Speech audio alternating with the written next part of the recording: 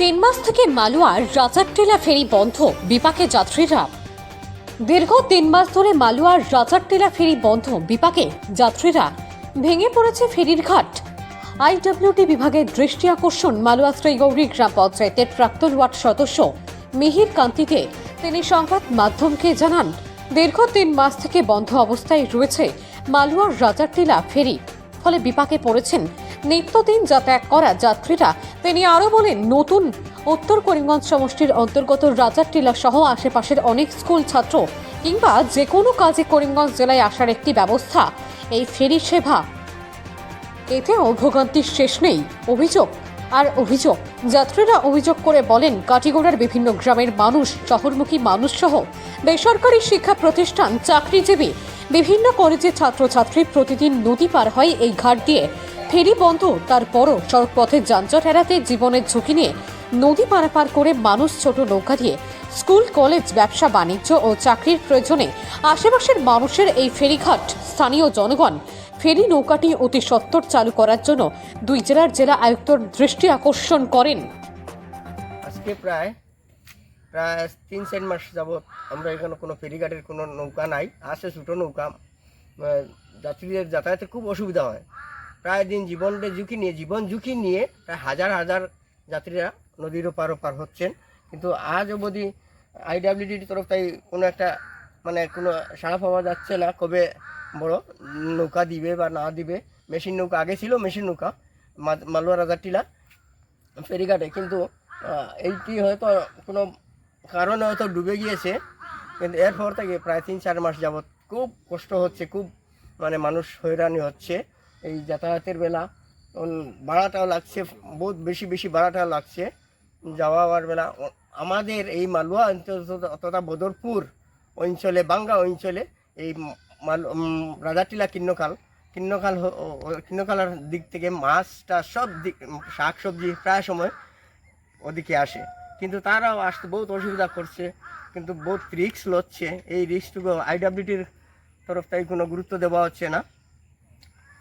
তাই আমি আবার সরকারের কাছে আবেদন জানাই আর যে অতি সত্বর আমাদের মেশিন নৌকা দেওয়া হোক, মালুয়া রাজারটিলা ফেরিঘাটে মেশিন নৌকা দেওয়া হোক, যাতে মানুষের কিছুটা রেহাই পায় এবং তার জীবনের ঝুঁকিটা কিছুটা কমে যায়। কাঁচা ডিস্ট্রিক্টের যেহেতু একটা অঙ্গ রয়েছে রাজারটিলাতে গিয়ে প্রতিদিন যাতায়াত কত হাজার মানুষ করে এই ফেরি দিয়ে? হ্যাঁ, হাজারখানেক মানুষ প্রতিদিন যাওয়া আসা করে।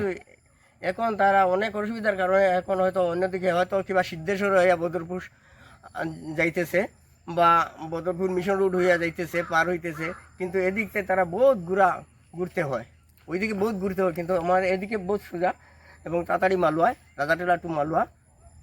এতে কি যাত্রীদের কি এক্সট্রা খরচা লাগছে নাকি? এই যে সিদ্ধেশ্বর এক্সট্রা খরচা, বহুত এক্সট্রা খরচা হচ্ছে, যেহেতু 10 টাকা 5 টাকার ভাড়া দেখুন 40 টাকা 50 টাকা দিতে হচ্ছে।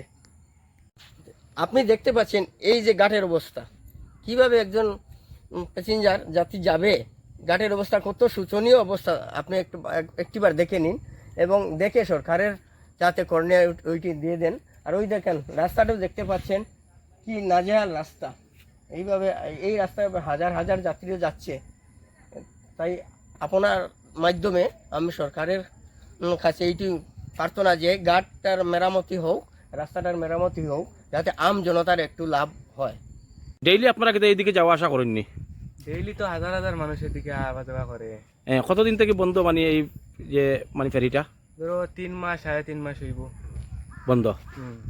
তো এই নিয়ে আপনার তো ভুক্তভোগী না আপনারা এইরকম যে আজকে যেরকম নৌকা আইতে ওরকম নৌকা আইলে গেলে হইব? এদিকে এরকম হইব না, এটা বিকল্প ব্যবস্থা নেওয়া লাগবো, ছোট নৌকা। আপনি এখানে কি নৌকা চালাইনি? ফেরি দিন আপনি? কতদিন থেকে লঞ্চ বন্ধ এখানে? লঞ্চটা কি তো হয়েছিল এখানে? কিরকম ডুবলো? নিচে দিয়ে খানা ডুবে গেছে। তো কত হাজার মানুষ ডেইলি এইদিকে লঞ্চ চললে যাওয়া আসা করে?